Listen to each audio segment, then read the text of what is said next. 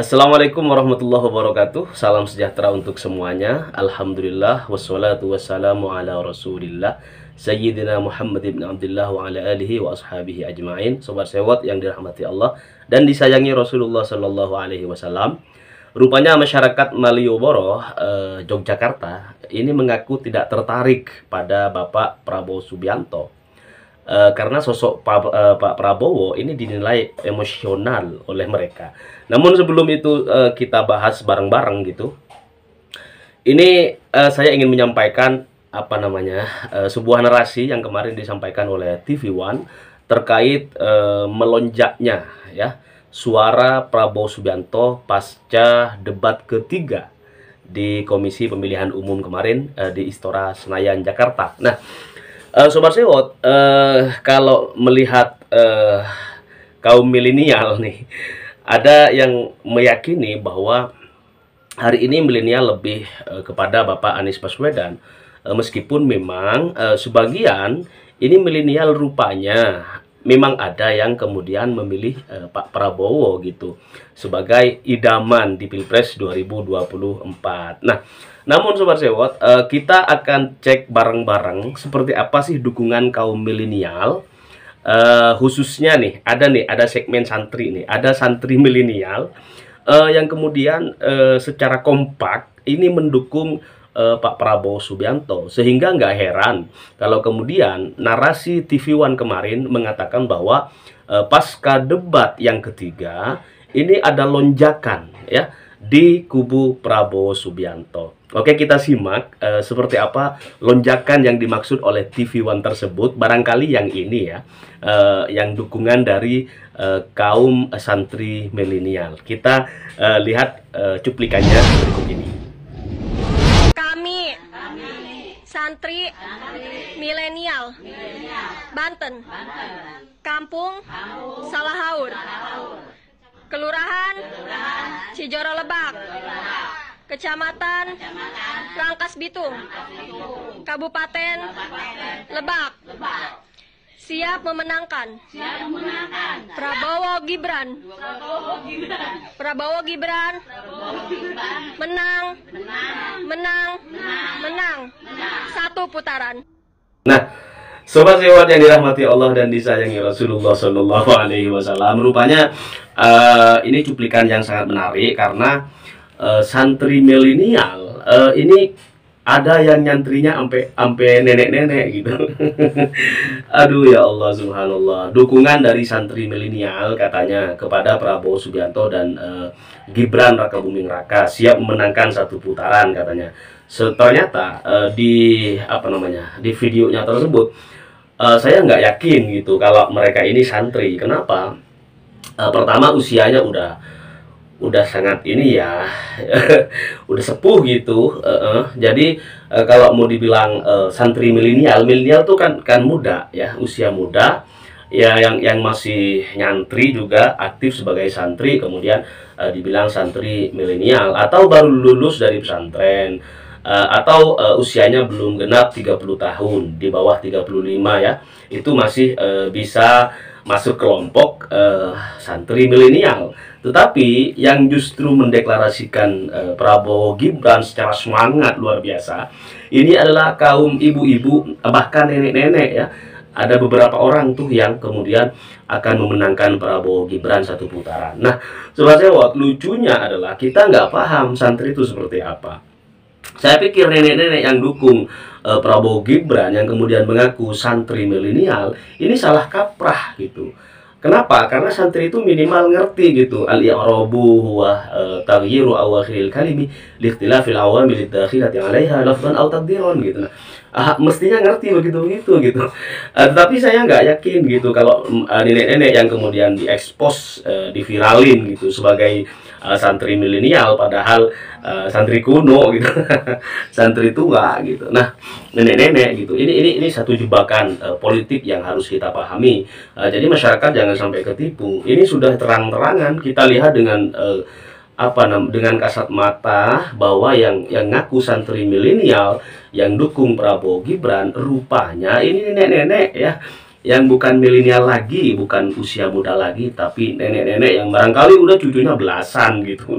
Nah, sobat sewot yang dirahmati Allah dan disayangi Rasulullah Shallallahu Alaihi Wasallam, kita stop dulu soal dukungan milenial, santri milenial kepada Prabowo Gibran yang rupanya ternyata ya bukan milenial, tetapi emak-emak yang udah pada usia lanjut usia, udah nenek-nenek gitu. Nah, kita beralih kepada informasi masyarakat di Malioboro ya, di Yogyakarta.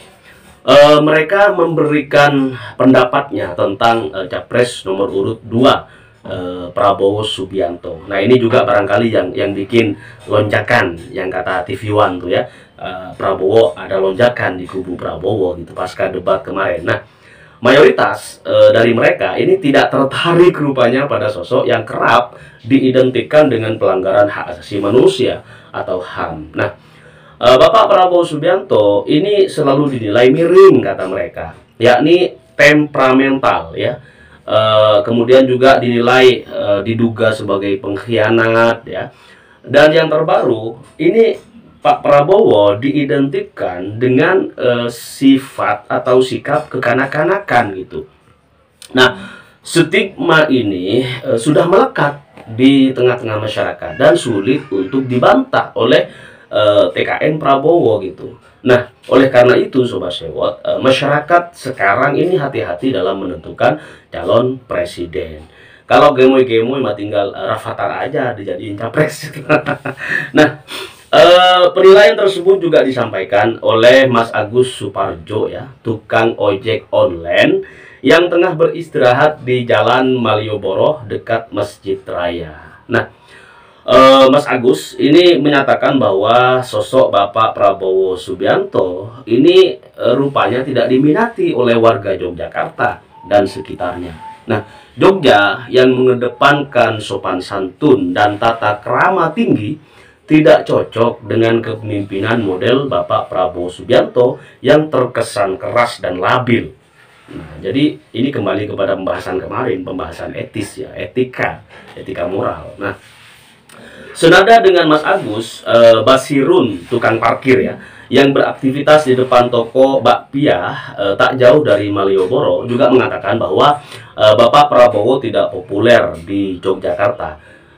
Mengapa masyarakat Jogja ramai membicarakan Anies ya, di tengah kabar yang diusung oleh narasi yang diusung oleh TV One lagi naik daun ya Pak Prabowo katanya kan, mengalami lonjakan gitu. Justru kenapa gitu kan pertanyaannya, masyarakat Jogja ramai membicarakan Anies nih karena mereka menganggap bahwa capres nomor urut 1 Mas Anies Baswedan ini dianggap berasal dari Yogyakarta ya. Itu pertama ya, karena memang Mas Anies itu besar di kota pendidikan di Yogyakarta. Nah, sementara ada emak-emak nih namanya Siti Marhamah ya kalau nggak salah. Ini seorang pedagang buah di Pasar Beringharjo ya.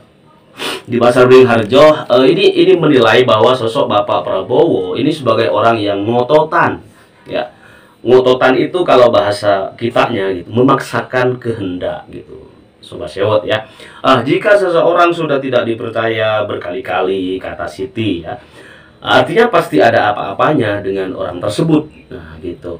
Nah, pemahaman di tengah-tengah masyarakat termasuk Mbak Siti ini ya, yang beredar luas ya, justru penasaran dengan motif Prabowo kenapa nyalon terus gitu, katanya nggak mau jabatan, nggak pengen jabatan, nggak apa-apa nggak punya jabatan. Tetapi pertanyaan masyarakat di Yogyakarta, khususnya dekat Malioboro, ini sama ya, rata pertanyaannya, kenapa kalau misalnya nggak apa-apa nggak punya jabatan, kok masih nyalon lagi, atau jangan-jangan partai yang dinahkodai oleh Bapak Prabowo ini krisis kepemimpinan di dalamnya, krisis kader yang punya kapasitas dan kapabilitas, elektabilitas yang kuat. Nah, itu pertanyaan juga gitu. Apakah hanya Bapak Prabowo doang gitu di Gerindra yang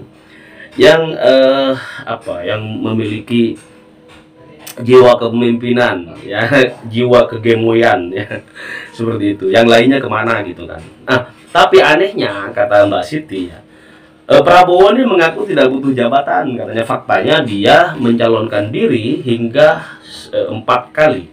Ini bukan sekali 2 kali, tapi sudah kuatrik, ya, 4 kali nyalonin diri sebagai calon wakil presiden sekali tuh. Nah, calon presidennya 3 kali. Jadi ini udah kuatrik. Tetapi masyarakat sekali lagi adalah penentu bagi kemenangan Pilpres 2024, dan masyarakat juga nanti yang harus mengawal di TPS-TPS terhadap kecurigaan akan terjadi kecurangan. Nah, Sobat Sewot yang dirahmati Allah dan disayangi Rasulullah, kalau kita melihat bagaimana konstelasi politik di tahun 2024 ini, sejak 2023 itu hari ini udah anti klimaks nih.